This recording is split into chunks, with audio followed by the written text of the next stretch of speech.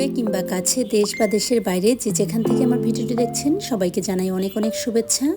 আজ আমি আপনাদের জন্য করে দেখাবো মিক্সড ফ্রাইড রাইস। যদিও এটা সবাই করে থাকেন কম বেশি, কিন্তু আমি যেভাবে করি আজ সেভাবে আপনাদের দেখাবো। আসসালামু আলাইকুম বন্ধুরা, সবাই কেমন আছেন? আশা করি সবাই ভালো আছেন। তো এই যে প্রথমে আমি পোলার চালটা দেখিয়ে নিচ্ছি আপনাদের। পোলার চালটা এই যে এরকম হাফ সিদ্ধ করে নেবেন।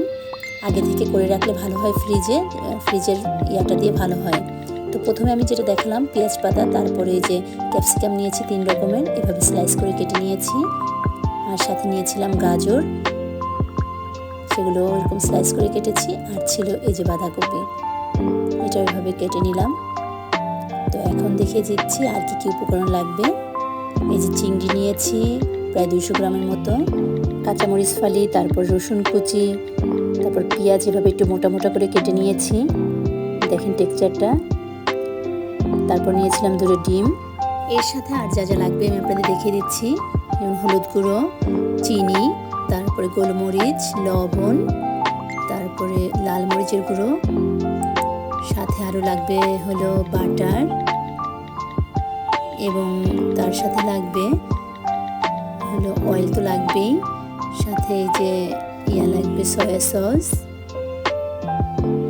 তারপরে hot tomato sauce, oyster sauce, এই ব্র্যান্ডটা আমি ইউজ করি, এটা ভালো।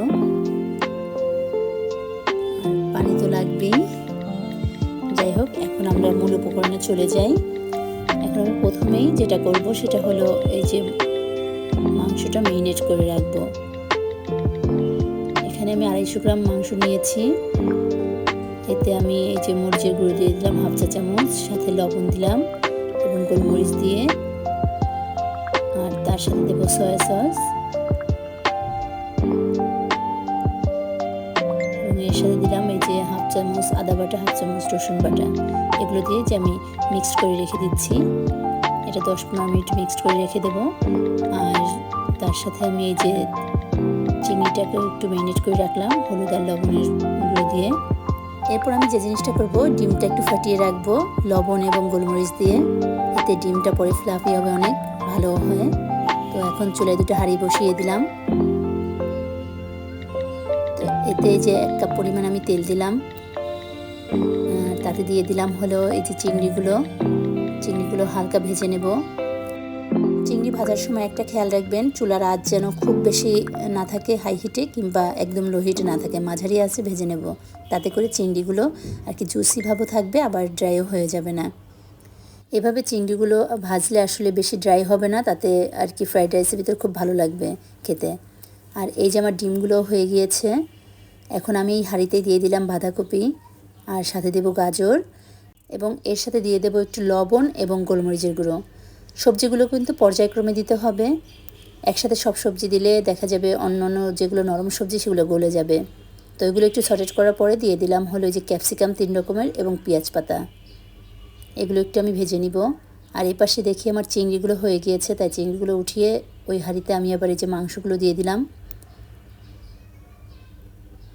এখন এই মাংসটাকে একটু রান্না করব। এই মাংসটা কিন্তু একটু হাই হিটেই করা লাগবে। আর এদিকে দেখি আমার সবজিটা প্রায় হয়ে আসছে। আর এই পর্যায়ে যখন সবজিটা হয়ে আসবে তখন দিয়ে দেবো এই যে 1 কাপ পরিমাণ পেঁয়াজটা এই পর্যায়ে দেওয়াটাই ভালো। আর তার সাথে দিয়ে দিলাম এই তো কাঁচামরিচটা আপনাদের নিজেদের ইচ্ছা মতো, বাচ্চারা যে যেমন খায়, যে যেমন পছন্দ করে আর কি। ঝাল বেশি খেলে ঝালটা একটু বেশি দিবেন, আর কম খেলে কম দিবেন। আর এই সবজির ভিতর আমি কিন্তু দিয়ে দিলাম 1 চামচ ওয়েস্টার সসটা দিলে সবজিটা আর কি খেতে মজাদার হয়। তো এদিকে আমার মাংসটা কষানো হয়ে গিয়েছে, এখন একটু পানি দিয়ে দিলাম। মাংসটা হাই হিটে আমি 5 মিনিট রান্না করে নিব। তো এরপর একটি হাঁড়িতে আমি 200 গ্রামের মতো বাটার দিলাম। বাটারটা গলে যাওয়া পর্যন্ত অপেক্ষা করব। তো গলে গেলে এ পর্যায়ে আমি দিয়ে দিচ্ছি হলো 1 কাপ পরিমাণ রসুন কুচি। রসুনটা একটু ভেজে নেব, তাতে ফ্রাইড রাইসের ঘ্রাণটা ভালো হয়। তো আরেকটা হাঁড়িতে আমি এই যে তেল দিয়ে তাতে আমি চিকেন ফ্রাই ভেজে নিচ্ছি। এটা আমার ফ্রোজেন করা চিকেন ফ্রাই, বাচ্চারা যখন তখন চাইলে এটা দেওয়া যায়। তো ফ্রাইড রাইসের সাথে এটা আমি ওদের সার্ভ করব। তো এই তো যখন রসুনটা একটু ভাজা ভাজা হয়ে আসবে তখন চালটা ঢেলে দিলাম, সাথে লবণ দিয়ে দিলাম। এটা আমি কিছুক্ষণ ভাজবো, 2-3 মিনিটের মতো ভেজে নিব। তারপরে পর্যায়ক্রমে সব মিক্সড করতে থাকবো। তো এখানে চিংড়ি, তারপরে আপনার ডিম এবং মাংসটা দিয়ে দিলাম। এটা দিয়েও আমি প্রায় 2-3 মিনিট ভেজে নিব। একটা টিপস আপনাদের বলে দেই, এটা কিন্তু হাই হিটেই করা লাগবে, লো হিটে কখনোই করবেন না, তাহলে রাইসটা কিন্তু নরম নরম হয়ে যাবে। আর এমনিতেও চাইনিজ সব রান্নাই সাধারণত হাইট ফ্লেমে রেখে করতে হয়। তো এখন আমি দিয়ে দিলাম 1 চামচ সয়া সস এবং একটু গোলমরিচের গুঁড়ো এবং 2 টেবিল চামচ আর কি আপনার টমেটো সস। টমেটো সসটা কেউ কেউ দিতেও পারেন, আবার যারা চান স্কিপ করতে পারেন। আমার বাচ্চারা টমেটো সস পছন্দ করে, তাই আমি দিয়ে দিলাম। তো এই তো হাই হিটে রেখে আমি 2-3 মিনিট এই যে ভেজে নিলাম। আর সাথে এপাশে আমার চিকেন ফ্রাই দেখছি হয়ে গিয়েছে। তো এই তো আমার ফ্রাইড রাইস রেডি। এখন আমি যে বাচ্চাদের সার্ভ করে দিব। এভাবে আপনারা করে দিবেন, ইনশাল্লাহ বাচ্চারা বড়রা সবাই অনেক পছন্দ করবে। আর রান্না করে আমাকে কিন্তু ইনবক্স করতে ভুলবেন না, কেমন হয়েছে সেটা জানাবেন। তো এতক্ষণ যারা আমার ভিডিওটি দেখলেন সবাইকে অনেক অনেক ধন্যবাদ। সবাই ভালো থাকবেন, সুস্থ থাকবেন, আমাদের জন্য দোয়া করবেন। আপনাদের জন্য দোয়া রইল। আল্লাহ হাফেজ।